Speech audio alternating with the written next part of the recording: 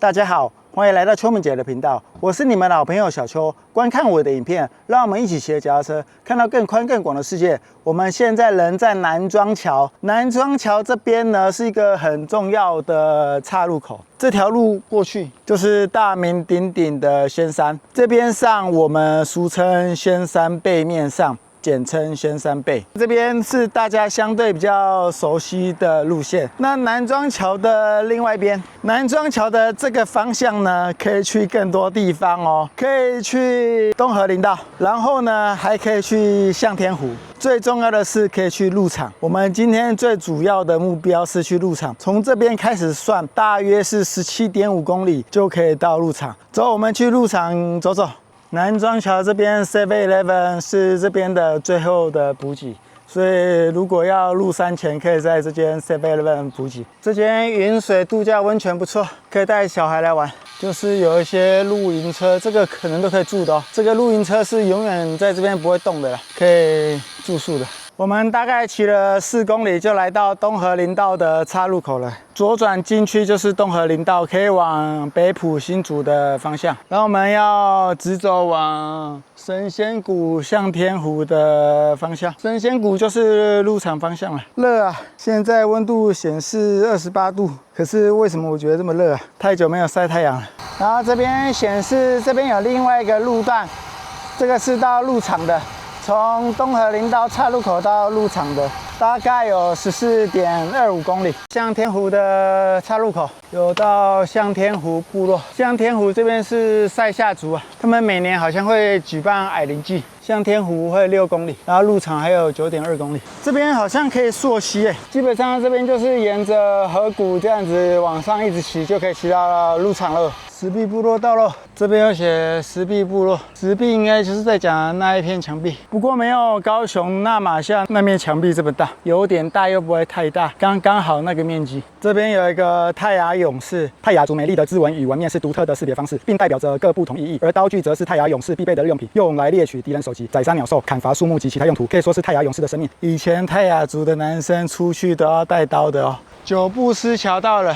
九步狮桥这边到了之后，基本上就是爬陡坡的开始。鹿场前面10公里大概就是平路兼丘陵的地形，然后过了这个九步狮桥之后，就会是一直陡上了。九步狮桥这边过后，就是要准备爬坡喽。鹿场这个地方，大家通常都比较少来。第一个，它比较没有这么有名。然后第二个，它难度的确比较高，很陡啊。不过它的优点就是车很少，根本就是世外桃源的感觉。看到这个显身坡，就代表爬坡开始喽，准备爬坡喽，很陡哦。苗21路牌13公里处，这边要左转，这边不能右转，右转我不知道去哪里。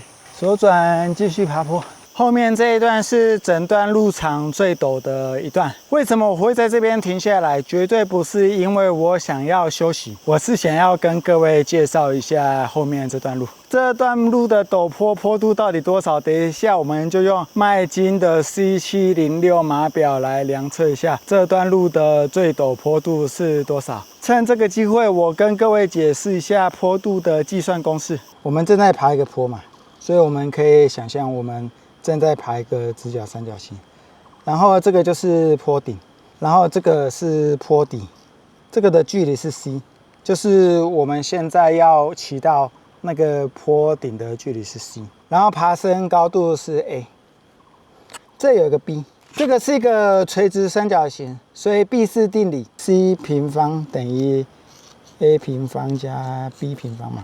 这个毕氏定理我们就先有个底。坡度的计算呢，c 分之 a， 也就是 a 除 c， 这是不对的。我本来一辈子以为坡度的计算就是 a 除 c， 不对，坡度的计算是 a 除 b， 这个是教科书上讲的。码表它现在只知道 c 的资讯，因为它可以利用 GPS 来量测我们移动的距离嘛。然后这个麦金 C706 码表，它也可以知道 A 的资讯，因为根据海拔高度的爬升嘛，它有了 C 的资讯跟 A 的资讯，它就可以知道 B 的资讯，因为 C 平方等于 A 平方加 B 平方嘛，所以 B 就是等于 C 平方减 A 平方，开根号。有没有感觉来到李永乐老师的频道？反正重点是坡度的资讯是 B/A。我之前使用码表的经验，通常都是坡度会不太准，所以我这次顺便就是来测试一下麦金 C706码表的坡度啊、高度计啊，到底准不准确。尤其最后我们上传 Strava 之后，我们可以来看一下它那个高度图准还是不准。好了，讲了这么久，我们来面对这个坡吧。等一下我们爬那个坡的时候，我就不用拍摄的方式来讲坡度，我就用念的方式，因为拍也拍不清楚，我要专心应付这个坡。爬坡开始喽！爬这种陡坡，一开始不用太大力，你就是顺顺的转，20趴、21趴、22趴、23趴，27趴。刚才那个坡有27趴，这个也看到最大坡度27.1%。入场就刚才那个坡最陡，你刚才那个坡没有下来牵车，基本上就不会牵车了。接下来还升陡了，不过已经不会到27% 这么恐怖了。顺顺骑就可以到了。苗21路牌14公里处，这边会缓一点，这边有一段平路可以休息。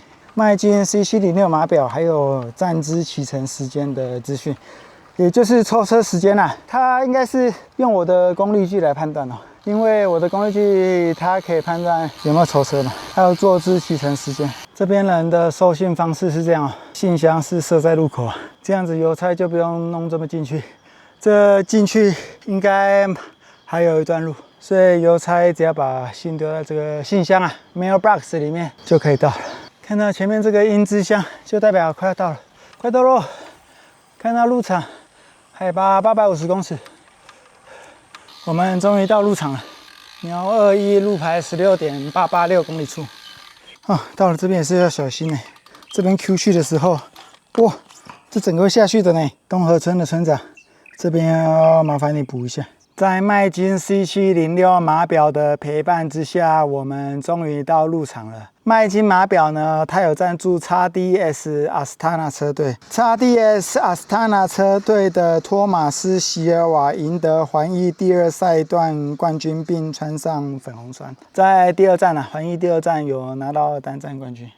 所以麦金的码表是有获得环意参赛队伍的认证的。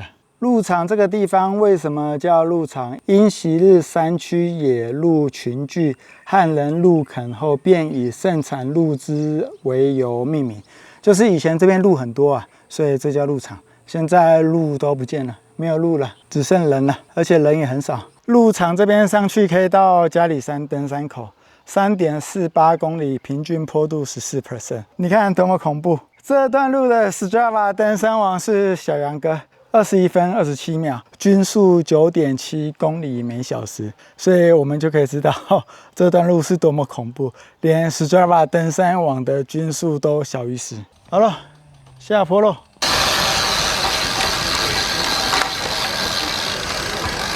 我们去神仙谷走走好了，往下走5分钟，赛德克巴莱拍摄场景。神仙谷漂亮哦。这个很像一个滑水道，这样子可以滑下去。赛德克巴莱之前有来这边拍摄过。赛德克巴莱就是魏德圣导演的一部电影《壮观的神仙谷》。我们神仙谷参观完毕，准备回头。从刚才那个香肠摊走到神仙谷，大概5分钟啊，不会很远。不过这样子走有一个缺点，就是说脚踏车呢要停在这边。不知道脚踏车有没有被偷走？好险，脚踏车还在，没事情，脚踏车还在。好，我们继续下山，最陡的来喽，最陡的下坡，27.1%。我们来到伤心酒店，埋没问题的未来。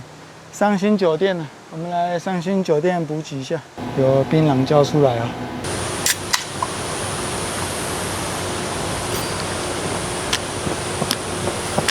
我们又回来南庄桥这边了。天气这么热，我们去吃个冰好了。来吃这个好了，桂花巷花茶冰镇汤圆。那就一个桂花冰镇汤圆。桂花冰镇汤圆，我第一次吃。